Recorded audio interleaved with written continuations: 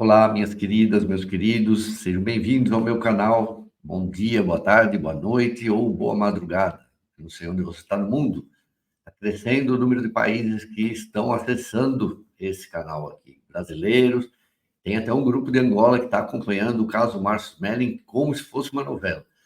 Na verdade, não é uma novela, né? É um caso, um filme de terror que está acontecendo. E você tem aqui na playlist desse canal 97 e 98 capítulos escabrosos desse caso. Eu estou incansável, né, nessa luta contra uma injustiça que está sendo feita há quase 4 anos. Se você puder colaborar com os meus calmantes, eu agradeço se você se inscrever no canal. E pagar terapia também, que está difícil, cara. Bom, vamos lá para mais um caso, mais um round desse caso horroroso. Ontem, a defesa do Márcio Smelling, os advogados, José Oliveira, deixa eu ver se é mesmo Oliveira, não quero errar o nome do Juca. José Luiz Oliveira Lima, o Dr. Técio, Lins Silva, a Letícia, Lins Silva e também a Ana Carolina Piovesana entraram no STF com pedido de liminar contra aquela manobra, aquela trapaça que a advogada da Dani Calabresa e as outras acusadoras fizeram na Procuradoria-Geral do Rio e no Ministério Público em junho. Para quem acompanhou ou não, eu vou só explicar de novo. Depois de sofrer várias, como eu posso dizer, vários tropeções, né, durante esse caso, desde o momento que ela traz o caso, a acusação, na verdade, para a mídia, em outubro de 2020, a doutora Mayra Cota fez o possível para calar o Márcio Smelling. Ela fazia as acusações, chamava ele de violento, havia indícios de estupro, dizia que falava em nome das acusadoras, só que fez isso na imprensa, sem ter procuração delas. Vão assinar uma procuração atrasada e ainda apenas 3 das então 8 acusadoras assinaram. E aí ela tenta manobrar esse processo durante todo o tempo para que ela ganhe em todos os momentos. E aí, no ano passado, ela começou a sofrer as grandes derrotas. A primeira foi quando ela faz a acusação do Smelling, depois entrega a peça de acusação, que foi uma retaliação ao fato dele processar Calabresa. É sempre bom lembrar, foi o Márcio Smelling que judicializou esse caso, e não as acusadoras. Quando ela entra com essa ação, ela consegue pedir, aliás, ela pede e consegue que sejam tirados vários direitos do Márcio Smelling, como, por exemplo, o de ir e vir. Tiram o passaporte dele, ele não pode mais chegar perto da Globo, ele não pode conversar com gente da Globo, não pode chegar perto das mulheres que acusam ele. Ela consegue liminares restritivas, né, cautelares, que restringem a tudo que ele pode fazer. E depois de alguns meses de investigação, existia uma promotora, desde o começo do caso, chamada Janaína Marques.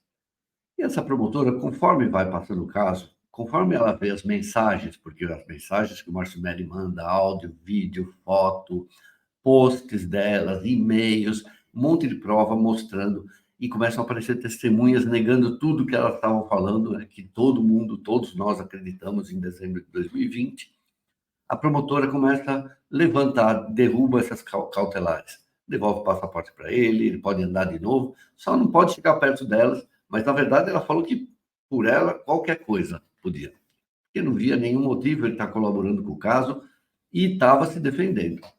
E aí começa mais derrotas para essa doutora Mayra Cota, midiática, advogada, que vem sendo estudada já, né? Eu tenho amigos ali na São Francisco, eles estão acompanhando esse caso aqui passo a passo, né? Estão horrorizados. Vai ver, um dia vira uma disciplina aí nas faculdades de Direito. Enfim, e aí ela começa a sofrer as derrotas, porque essa promotora, a doutora Janaína, levanta as cautelares, e o que ela faz? Ela vai acusar a promotora, denunciar a promotora, dizendo que essa promotora é conivente com um criminoso e faz essa denúncia ao Núcleo de Apoio às Violências, o NAV. E o núcleo começa a investigar a promotora dentro do caso na surdina. Então, veja o que aconteceu. Um conluio do Ministério Público, de um departamento do Ministério Público, com a advogada de acusação, sem que a defesa do Mellen soubesse. Vejam só. O que acontece? Ela consegue intimidar essa promotora acaba pegando uma promoção, sempre tem promoção, mas não é obrigado a pegar na hora. Ela estava há 1 ano no caso. E a delegada, então, do caso, que era a 4ª delegada do caso, ela faz o relatório dela e entrega esse relatório para a promotora no dia 31 de agosto do ano passado. Quando ela entrega esse relatório, ele não indicia o Márcio Smelling. Ela não viu indícios, ela não viu elementos na investigação para indiciar o Márcio Smelling. E ela manda para a promotora Janaína. Só que no dia que chega o relatório, a doutora Janaína vai embora, vai para outra promotoria. Ou seja, uma vitória, né, da doutora Mayra Cota. Só que durou pouco, porque daí tem outro promotor natural que entra no lugar da que estava. Para impedir uma nova derrota, né? Vai saber o que a nova promotoria vai fazer. Ela se reúne na calada da noite. Vou mostrar aqui a foto dessas pessoas. Está aqui a dona Mayra Cota, vamos lá. Ela se reúne na calada da noite com esse senhor aqui, ó. O Procurador-Geral do Rio, Dr. Luciano Matos, conhecido por gostar de holofotes, né? Bastante midiático, tão midiático talvez quanto a doutora Mayra Cota. E ela consegue, a Cota, fazendo essa reunião nada republicana com o promotor, com o procurador, ela consegue nomear uma nova promotora do caso, indicada a dedo. É a promotora Isabela Jordan. Só que tem um detalhe. Primeiro, isso não se faz. Ninguém aponta uma nova promotora para um caso, porque existe o princípio do promotor natural. Aliás, o doutor Luciano, ele próprio, já defendia isso. Eu não sei por que ele parou, viu? Ele defendia isso. Ele mudou tudo lá no Rio porque queria valorizar o promotor natural. Mas ele esquece tudo que ele falou, nomeia a doutora Isabela Jordan, que não é especializada em casos de assédio e que não pertence à jurisdição onde está acontecendo a investigação do caso Márcio Smelling. Ela vem lá de Jacarepaguá. Não, ninguém sabe, né? Obviamente que ela, né, não há suspeita sobre ela. Ela fez parte da investigação do caso Henri Borel, aquele assassinato monstruoso, mas ela não podia estar aí. Ela foi indicada de uma forma nada republicana, e essa reunião da doutora Cota com o doutor Luciano, com a participação do Núcleo de Apoio à Violência, foi feita toda embaixo dos panos. Depois saiu o Ministério Público falando, não foi debaixo do pano. Sim, foi. Foi porque os advogados Melling nunca souberam disso. E nem a promotora Janaína. Você imagina, você está num caso, você está sendo investigado pela promotoria. Você é uma promotora e a promotoria está te investigando sem você saber, com o conluio da advogada. Toda essa trapaça, gente, asquerosa, é horroroso. Tudo isso, contra tudo isso que a defesa do Márcio Smelling entrou ontem no STF, questionando tudo isso. Esse furo de notícia foi dado pela Veja, texto assinado pelo Sérgio Ruiz Luz. Ele conta todo o caso, a Veja, acho que além de mim aqui, que está fazendo uma cobertura intensiva, só a Veja mesmo. E aí ele tem a nota, recebeu uma nota aqui da defesa do Márcio Smelling, e eu vou lê-la. Enviada para o Sérgio Ruiz Luz. Abre aspas. Esta inusitada designação e a imediata requisição do inquérito pela Isabela Jordan, a nova promotora, inquérito que já se encontrava na conclusão na delegacia da polícia, ferem a autoridade de decisão do próprio STF, que já reconheceu o princípio do promotor natural como desdobramento do devido processo legal. Só lembrando que é a segunda vez que novamente o inquérito estava prestes a ser concluído. Agosto do ano passado e agora novamente. com outra delegada séria que está investigando, ela disse, né, a nova delegada, só ia se ater aos autos. E isso disparou as provas, né? Ela falou, só vou ver provas e testemunhas. Isso disparou o pânico de novo na doutora Cota, porque se a pessoa, qualquer delegado, olhar, qualquer dos 4 delegados que passaram pelo caso, olharam o conjunto de provas, as testemunhas, não podem indiciar o cara. E não fizeram isso. Só que ela entrou em desespero de novo, outra manobra com a ajuda do padrinho dela, Dr. Cacai. E aqui, deixa eu continuar a nota aqui. Abre aspas de novo. O caso já passou, a defesa do Melli falando, o caso já passou por 5 promotoras e 4 delegados de polícia, e a defesa nunca contestou a atribuição de nenhuma delas. A designação de uma promotora para atuar em um inquérito específico de outra promotoria, na qual há um promotor em exercício, viola frontalmente a garantia constitucional do promotor natural.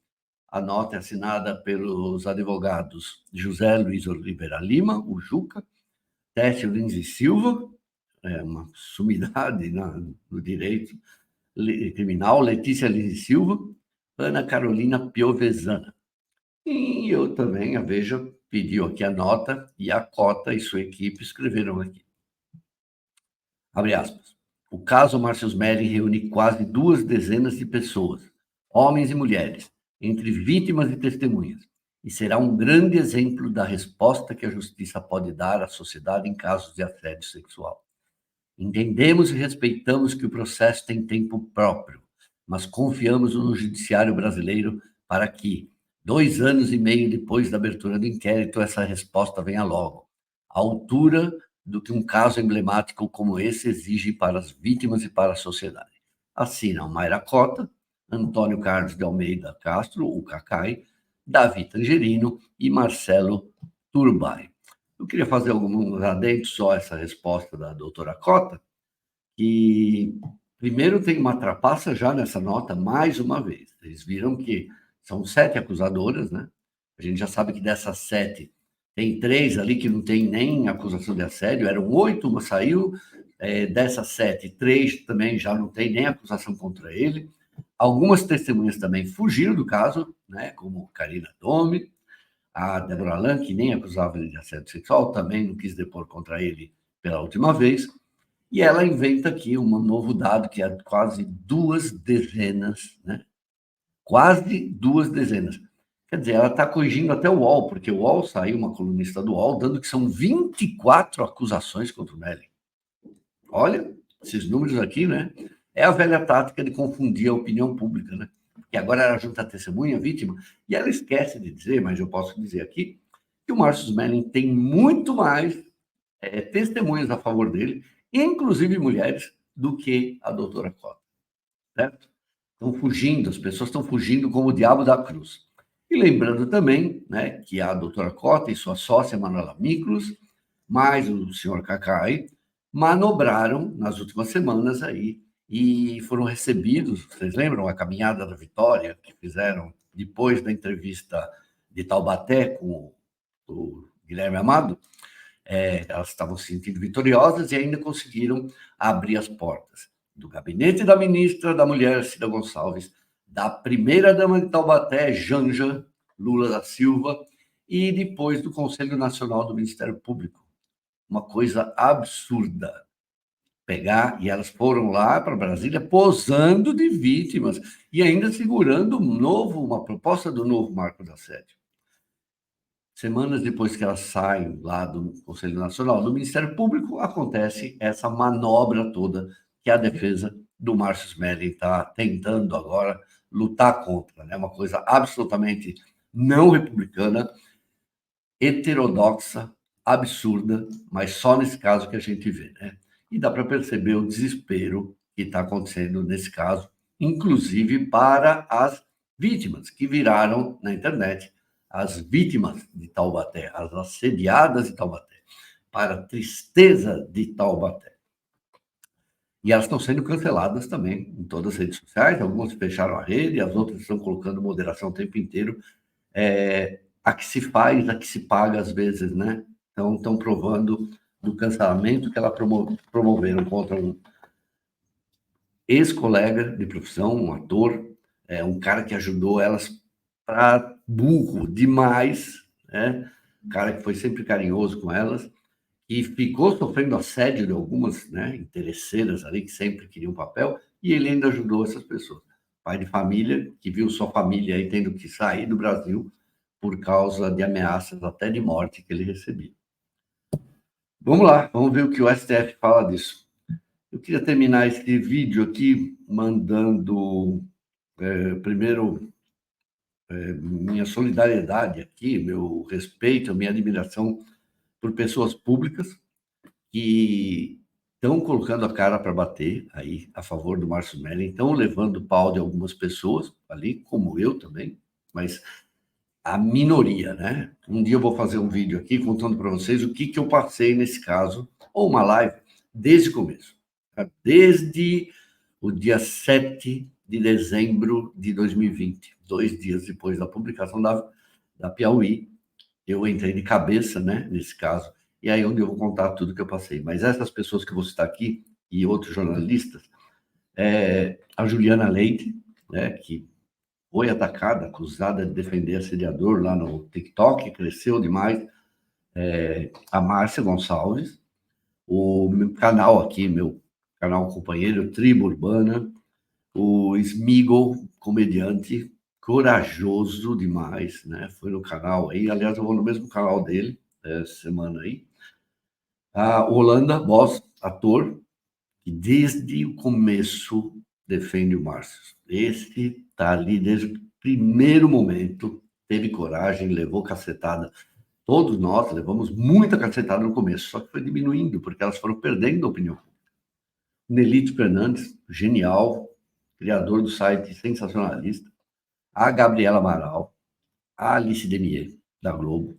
E jornalistas aqui, primeiro, o Sérgio Ruiz Luz, da Veja, que eu só vi uma vez na vida, e eu estou absolutamente admirado com o que ele está fazendo. E para mim é um orgulho estar hoje sendo jornalista ainda. Estou tão decepcionado com o resto da imprensa que ver um profissional desse fazer isso, né? Enfrentar isso aí, sofreu ameaça também até de parente aí das acusadoras de Taubaté. E também a Cristina Padiglione está fazendo um trabalho fantástico, também levou, mas assim, é uma ou outra pessoa hoje que vem atacar, né? Porque vocês veem, quando alguém tenta defender essas mulheres, as pessoas já vão rebater, falar, como que você está fazendo isso, né? Como entrou outro dia no Instagram uma mulher falando que não quero saber de nada, vocês não sabem o que é sororidade, eu estou do lado delas. E uma outra menina perguntou, mas com tanta mentira você ainda está do lado delas? Não me interessa, eu estou na sororidade. Quer dizer, essas pessoas estão falando que são feministas, sabe? E elas estão destruindo todo o movimento feminista, anos e anos de luta, estão destruindo a vida, né, e a história de pessoas que passaram realmente por assédio sexual. E hoje, graças a esse caso, eu já vejo muita gente falando, quando surge um novo caso de assédio, uma acusação, falando, peraí, eu não sei se eu acredito nisso. Primeiro eu quero saber, eu não sei. Então, isso atrapalhou já a luta das mulheres contra uma coisa que aconteceu ao longo da humanidade, da história da humanidade. Assédio sexual, violência sexual, assassinato, cada 12 horas uma mulher está sendo morta pelo parceiro, sabe? Um estupro a cada, sei lá, 4, 6 minutos. Imagina nesse vídeo aqui quantas mulheres já não foram estupradas. E incontáveis casos de assédio sexual mesmo em ambiente de trabalho. Mas esse caso aqui era uma mentira, foi uma farsa montada por pessoas ardilosas e absolutamente cruéis. A começar pela advogada, certo? Gente, muito obrigado. Vídeo um pouco longo. Tem mais pessoas aqui, deixa eu ver. Olha, esse pessoal aqui é corajoso mesmo.